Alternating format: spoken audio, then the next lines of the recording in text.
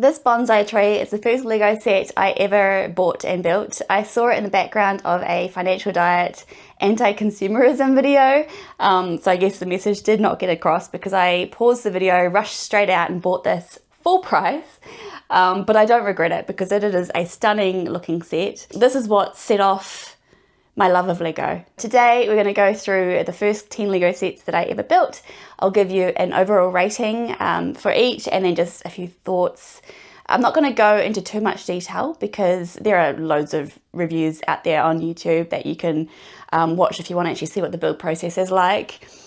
Personally, I don't like those because, spoilers, I just like to find out when I'm actually building it myself, but I do like to have some kind of idea of if people really like the set, if there are some downsides to look out for, so that's what I'm going to go through in this video. So this set was a really fun build. I really liked building the base here and the little, well, I guess this is the base.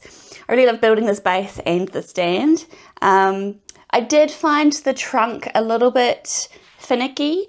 Lots of pieces kind of fell apart when I was putting it together. And then while these green leaves were pretty good to put on, there's not that many pieces really. It does look a little bit sparse, but I don't really mind that. I find that most real world bonsai tree that I've seen does tend to be pretty sparse. So I think this is pretty accurate as far as Lego can go. What I really didn't like putting together was the, what would you call them, cherry blossom version? All these tiny little frogs were such a pain in the neck to put on, and I still haven't actually updated this for spring, so maybe I should do that now. Can I be bothered?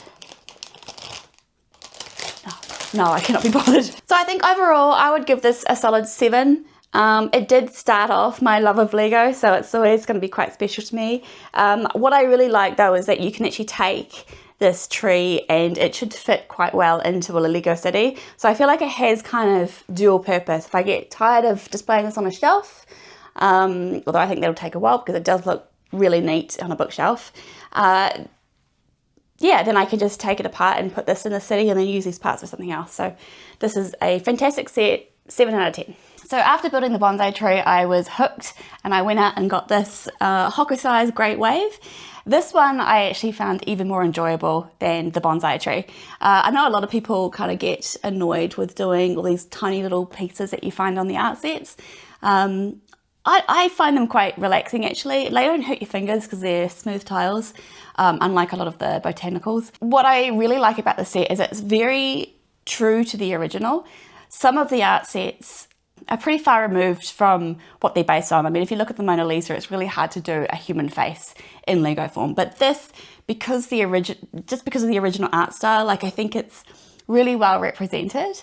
And I also love that they've put a white matting around the image, so it really gives a sense of space. Yeah, I think this is the best art set they've ever done, personally. I would give this a 10 out of 10. However, putting it on the wall was not easy. This is actually the second house I've hung this up.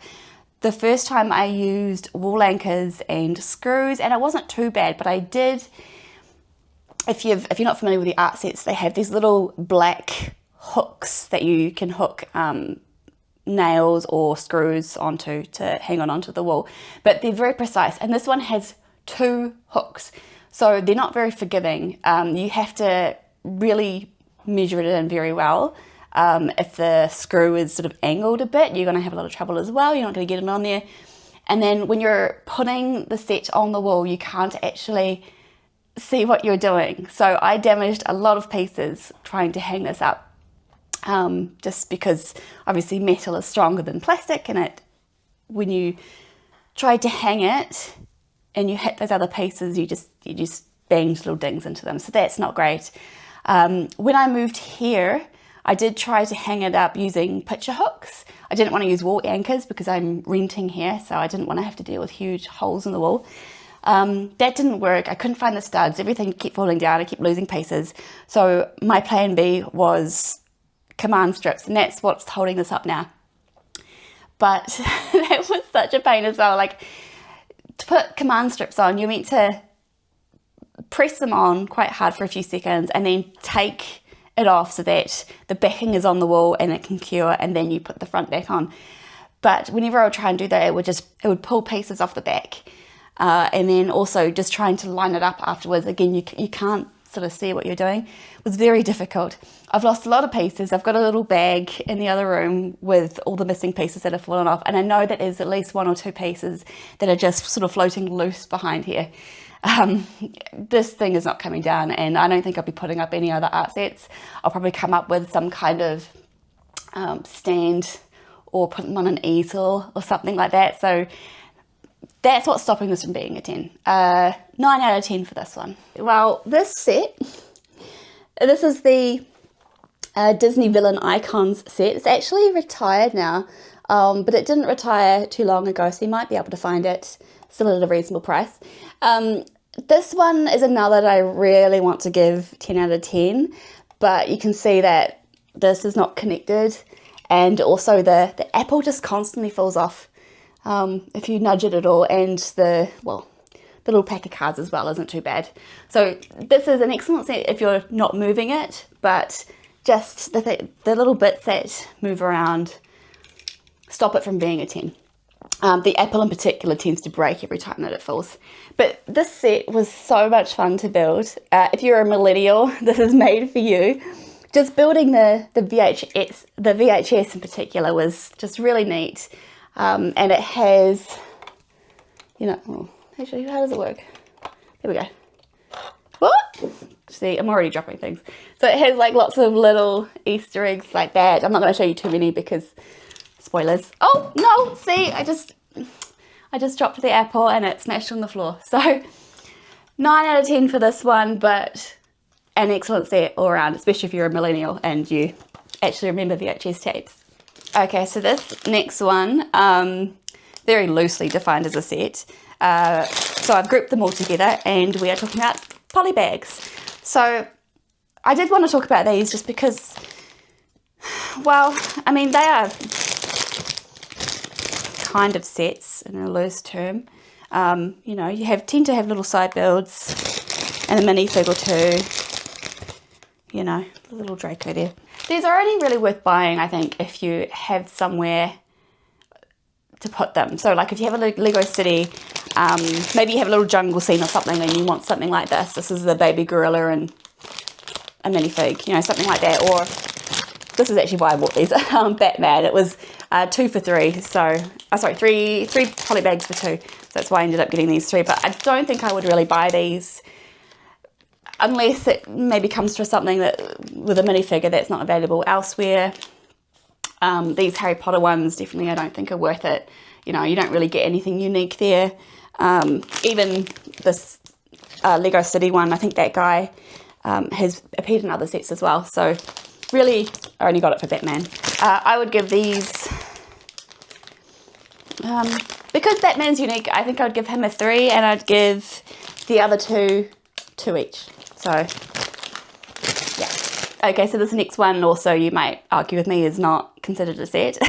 Back in October last year, many retailers, Toy World here in New Zealand, was doing a giveaway, a gift with purchase, one each week of October, and they were these little stands. So I think the first week was this bubble tea stand, ice cream stand. You also had a popcorn stand and a burger stand. So they come with a wee minifigure. They're just the little plain smiley face ones. But I like these because you can take this off the base and actually put them into a Lego city. So if you wanted something like this, you can probably still pick them up on Bricklink. Cute sets, I'd say a 3 maybe. Back to sets. So here we have the first 2 of the 4 gentlemen, the Plum Blossom and the Chrysanthemum. I thought I'd review these together because they are very similar. Yeah, the pot builds were pretty much the same in each. What really differed is the actual plant builds themselves. This one here, the Plum Blossom, I think is probably the nicest of all 4 of these sets. The latest ones are the Bamboo and Orchid. I don't have those, but this one I still think is the nicest of the 4. The Chrysanthemum doesn't look quite as nice, but I do think the build is better with the Chrysanthemum. In particular, putting these bananas on the ring and then shaping them to your liking. that was quite fun. This one here, the plum blossom, was a little bit tedious, all the different flowers, although when you build these flowers up here, you kind of have to bend all the parts in. That was quite neat. In the process of making this video, when I went and grabbed this, I noticed a spider had actually made this its home. So I'm actually turning away from botanicals. They're very difficult to dust. Spiders like to make them their home. Yeah, so I don't know if I'm going to get the other two in this set. I quite like the sets that I buy to have dual purpose. So nice on display, but can also be modified to go into a Lego city. Not everything's going to be like that, you know. The Disney hero villains, the art sets, obviously they're not going to be modified to go into the city, but something like this, yeah, I'd like to be able to modify them, turn them into trees and that kind of thing, and I just don't think this particular type you can do that with. Maybe the plum blossom, because it's brown, you can turn those into trees. I love that they have a pot. Unlike the other botanicals, we have to provide your own vase. So I think overall, given that this is a slightly nicer build, but this looks better, 7 out of 10 I think is fair. If you're really into botanicals, you might rate these higher, but 7 feels right. Just sort of jump back in here and change my rating for these botanical sets. In hindsight, after looking at the rest of the sets that I rated as a 7, I think I'm going to drop these down to a 6. Just for me, because the botanicals aren't my favourite. They are quite a nice sturdy build, as you can see. They're just not my favourite, so a 6. Right, so now we're into the big guns. The Natural History Museum was so much fun to build. I can't even get it into the shot. There we are. This is easy 10 out of 10. I don't want to really go into the build too much because it would spoil it. Obviously there's plenty of reviews online if you're thinking about getting the set and you want a more in-depth look of it. But for me, for someone who loves British architecture and museums and art galleries and that kind of thing, this was a perfect introduction to modulars. So I'm not quite sure what else to say about this. It's a perfect set. All of the modulars, I imagine, are probably the best for what Lego produces. This is the first one I've built. I did buy Tudor Corner as well, but at the moment that's still sitting in box. I am thinking of modifying this. So you can see I've already put it up on a Mills plate. But I have this idea. I want to kind of treat it like the National Gallery in Trafalgar Square. So if you have a look at that, it's kind of up on a marble, I think it's marble or stone platform. So I want to maybe swap this out for white tiles and maybe have one or two sort of staircases coming out, maybe leading onto a Central Park or something. I mean, at the moment, everything's going on a shelf, so that's going to take a while. But yeah, at some point, I do want to just modify this. Maybe put it on a double base plate, so 2 base plates wide, and then I can have sort of breathing room around it. But I'm waffling there. That doesn't really belong in a review video, so 10 out of 10. So the next set I built was this Tales of the Space Age. This is a fantastic little set. I've seen people put it up on the wall. I've just kind of spaced out, offset left and right, top to bottom a little bit. And it looks great that way. I don't plan on doing that because of the difficulty of putting up the Great Wave.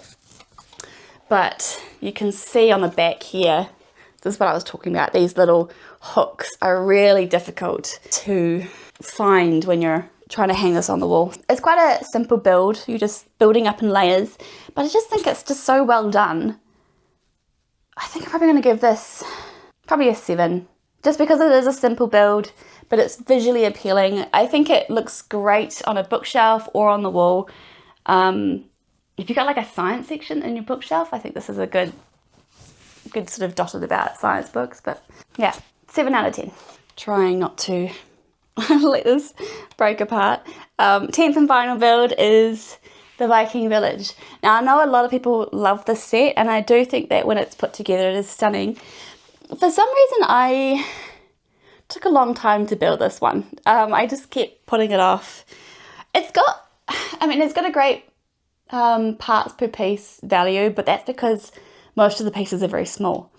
So if you don't like putting lots of small pieces together, you prefer working with larger bricks, you might prefer something like the modulars instead. Like the Natural History Museum was mostly 1 by bricks, whereas this, yeah, there are lots of small detail pieces, which is why it looks so good. I think maybe one of the reasons that I'm not too fussed on it is just because I know it doesn't fit in my vision as to what I want to create. So I want to create a Lego city, a very British style Lego city, modern city, actually futuristic a little bit. This obviously doesn't fit in with that. And then I also want a little pirate world. This also doesn't fit in with that. But I think if you were, like a lot of Lego builders build medieval scenes, they're really into castles. If you're into castles, I mean, this fits in that scale as well, since the castle sets are a little bit smaller than the modulars. I think for me, this is a solid 7. It's lovely to look at, it just doesn't really fit my vibe. And there's lots of small pieces that just, some are a little bit of a pain to put together, but it's a lot of variety. I think when you're first getting into Lego, you kind of just buy, if you can afford it, buy whatever takes your fancy at the time, without any really rhyme or reason. But now that I've been building for about 1.5 years now, I'm definitely figuring out what suits my tastes more and what where I want to direct my money in future. So I don't think I would buy this now, but it was still a fun build and it looks fantastic on the shelf. So that's all I have to say on these sets. You can probably reach out why I didn't want to do full reviews, because I just don't know what to say about them. I like this, or I don't like that.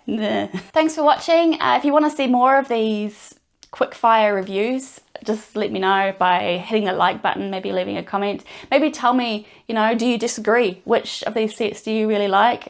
Which did you maybe not enjoy so much? What are your favourite Lego sets? I'd love to hear it. So drop a comment below and I'll see you next time.